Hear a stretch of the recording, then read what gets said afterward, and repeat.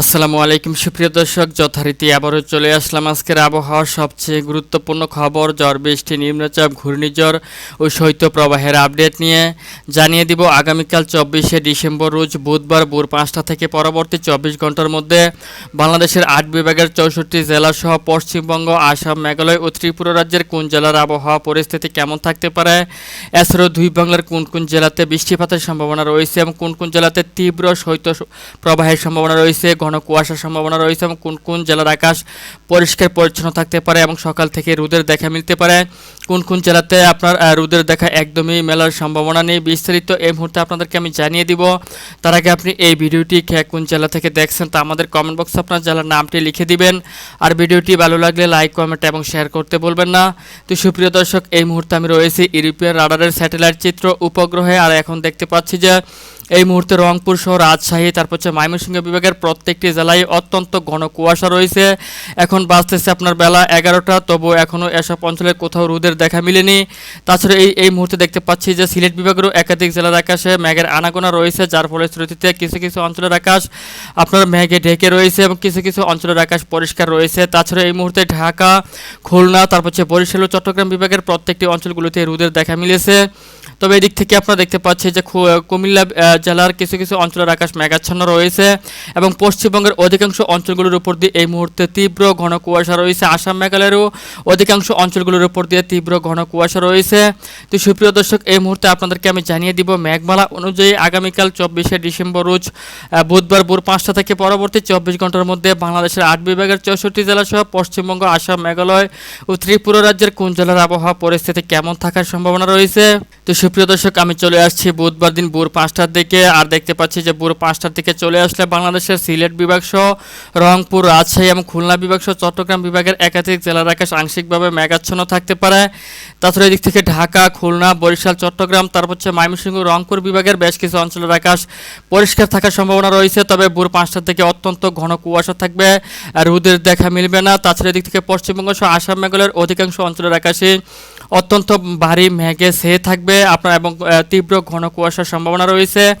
তাছাড়া যদি আমি সকাল 8টার পর থেকে চলে আসি, তাহলে দেখতে পাচ্ছি মোটামুটি বাংলাদেশের 8 বিভাগের 64 জেলাতেই বেশ কিছু অঞ্চল জুড়ে রোদের দেখা মিলতে পারে। কিছু কিছু অঞ্চলের আকাশ আংশিক মেঘাচ্ছন্ন থাকতে পারে এবং ঘন কুয়াশায় ছেয়ে থাকতে পারে। তাছাড়া যদি আমি আপনার দুপুরের দিকে চলে আসি, তাহলে দেখতে পাচ্ছি যে দুপুর 11টা কিংবা 12টার পর থেকে বরিশাল সহ খুলনা বিভাগের কিছু অঞ্চলের আকাশ আংশিক মেঘাচ্ছন্ন হতে পারে। তাছাড়া এদিক থেকে বাকি রংপুর, রাজশাহী, যেমন ময়মনসিংহ, সিলেট, ঢাকা, খুলনা, চট্টগ্রাম বিভাগের বেশ কিছু অঞ্চলের আকাশ একদম পরিষ্কার পরিচ্ছন্ন সহ রৌদ্রোজ্জ্বল আকাশ থাকতে পারে। পশ্চিমবঙ্গের অধিকাংশ অঞ্চলের আকাশ রৌদ্রোজ্জ্বল থাকতে পারে। তবে আসাম, মেঘালয়ের অধিকাংশ অঞ্চলের আকাশ আংশিক মেঘাচ্ছন্ন থাকার সম্ভাবনা রয়েছে।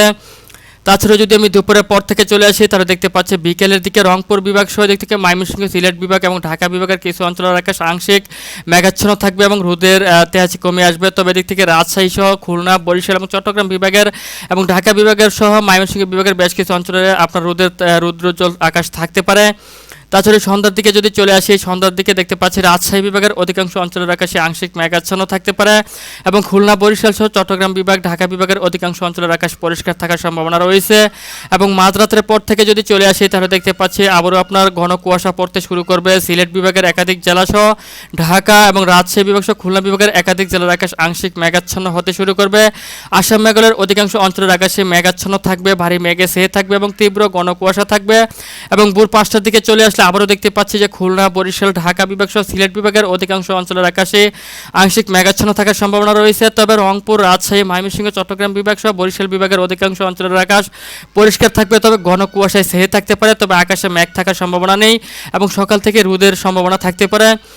তো সুপ্রিয় দর্শক, এই মুহূর্তে আপনাদেরকে আমি জানিয়ে দিব আগামীকাল বুধবার দিনের বেলায় কেমন তাপমাত্রা থাকতে পারে এবং রাতের বেলায় কেমন তাপমাত্রা থাকতে পারে। তো সুপ্রিয় দর্শক, দেখতে পাচ্ছি যে দিনের বেলাতে সর্বোচ্চ তাপমাত্রা রংপুরে 24 ডিগ্রি সেলসিয়াস পর্যন্ত ওঠার সম্ভাবনা রয়েছে। ময়মনসিংহে 24 ডিগ্রি, সিলেটে 25 ডিগ্রি, ঢাকাতে 26 ডিগ্রি, চট্টগ্রামে 26 ডিগ্রি, বরিশালে 25 ডিগ্রি এবং খুলনাতে 26 ডিগ্রি এবং রাজশাহীতে 23 ডিগ্রি সেলসিয়াস পর্যন্ত তাপমাত্রা উঠতে পারে দিনের বেলাতে। অর্থাৎ তাপমাত্রা কিন্তু ধীরে ধীরে কমতে শুরু করেছে, আপনার শীতের তীব্রতা বাড়তে শুরু করেছে। যদিও কিছু কিছু অঞ্চলগুলোতে আপনার রোদের দেখা মিলতে পারে সকাল 8টার পর থেকে। তাছাড়া যদি আমি মাঝরাতের পর থেকে চলে আসি তাহলে দেখতে পাচ্ছেন যে আপনার শীতের তীব্রতা কিন্তু অনেক বৃদ্ধি পেতে শুরু করেছে এবং ভোর 5টার দিকে চলে আসলে বাংলাদেশের রংপুর, রাজশাহী, তারপর হচ্ছে চট্টগ্রাম, এদিক থেকে খুলনা, সিলেট বিভাগের বেশ কিছু অঞ্চলগুলোতে আপনার 11 থেকে 12 ডিগ্রি সেলসিয়াসের তাপমাত্রা নেমে আসার সম্ভাবনা রয়েছে এবং ঢাকা বিভাগ সহ বরিশাল এবং এদিক থেকে চট্টগ্রামের কিছু অঞ্চলগুলোতে 14 থেকে 15 ডিগ্রি সেলসিয়াসের তাপমাত্রা নেমে আসার সম্ভাবনা রয়েছে। তো সুপ্রিয় দর্শক, এই ছিল এখনকার মতো আমার কাছে পাওয়া আজকের আবহাওয়ার সবচেয়ে গুরুত্বপূর্ণ এবং লেটেস্ট আপডেট।